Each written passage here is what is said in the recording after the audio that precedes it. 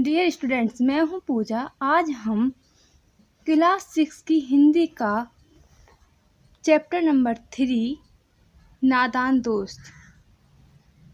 इस पाठ के लेखक प्रेमचंद जी हैं। इस वीडियो में हम नादान दोस्त पाठ के कठिन शब्द देखेंगे और इसमें पाठ का सारांश भी देखेंगे। Okay students, let's start. Cornish means होता है दीवार का सबसे ऊपरी भाग का बाहर निकला हिस्सा या छज्जा। शुद्ध मीन्स याद या ध्यान। पेचीदा मीन्स होता है कठिन। जिज्ञासा जानने की इच्छा। फुर्सत आराम। तसल्ली दिलासा। अधीर बेचैन। अनुमान अंदाजा। स्वीकृत मंजूर। प्रस्ताव बातचीत का विषय या सुझाव। चाव रुचि या शौक से। उधेड़बुन सोच विचार। आंख बचाकर चुपके से। सुराख छेद। हिकमत उपाय। पर पंख। चारा भोजन। गर्व अभिमान। सोटी डंडा। ताकना देखना। योग पूरी कोशिश। अफसोस दुख। सत्यानाश पूरा नष्ट। चीथड़े पुराने फटे कपड़े। अब इसका हम सारांश देखेंगे। नादान दोस्त कहानी मुंशी प्रेमचंद के द्वारा लिखी एक बहुत अच्छी कहानी है। यह एक बाल कहानी है। यह कहानी दो बच्चे केशव और श्यामा की है। इस कहानी में लेखक ने बाल मन में उठने वाले कुछ प्रश्नों तथा उनके उत्तर ढूंढने के चक्कर में गलती हो जाने के कारण उन बच्चों की स्वाभाविक मनस्थिति का बहुत अच्छा चित्रण किया है, यानी कि बहुत अच्छा उसका वर्णन किया है।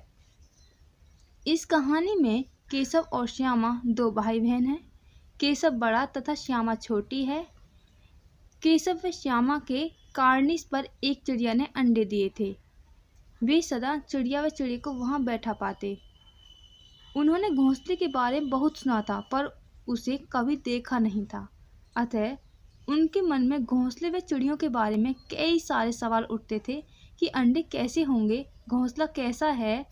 लेकिन माता पिता अपनी व्यस्तता के कारण उनके सवालों के कभी जवाब नहीं दे पाते। ये सारे प्रश्न इनके दिमाग में घूमते रहते। दोनों बच्चे आपस में ही सवाल जवाब करके अपने मन को दिलासा दे दिया करते। दोनों भाई बहनों को चिड़िया व उसके अंडों के भोजन की चिंता होती थी।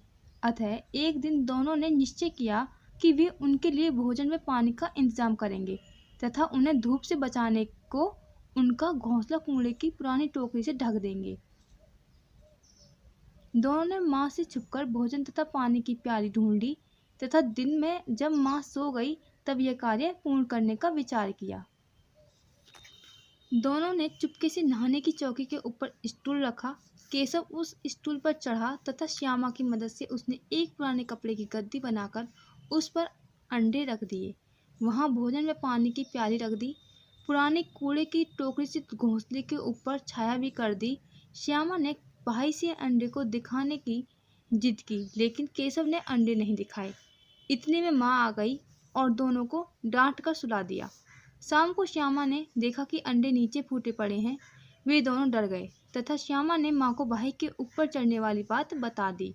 उसे लगा कि शायद केशव ने अंडे ठीक से नहीं रखे और इसी वजह से वे फूट गए। केशव इस बात से बहुत डर गया। तब माँ ने उन्हें समझाया कि छूने से चिड़िया के अंडे गंदे हो जाते हैं और फिर चिड़िया उन्हें नहीं सेती, इसलिए उसने अंडे गिरा दिए। केशव को अपनी गलती पर बहुत दुख होता है। दोनों चिड़िया वहां फिर कभी न दिखाई दी।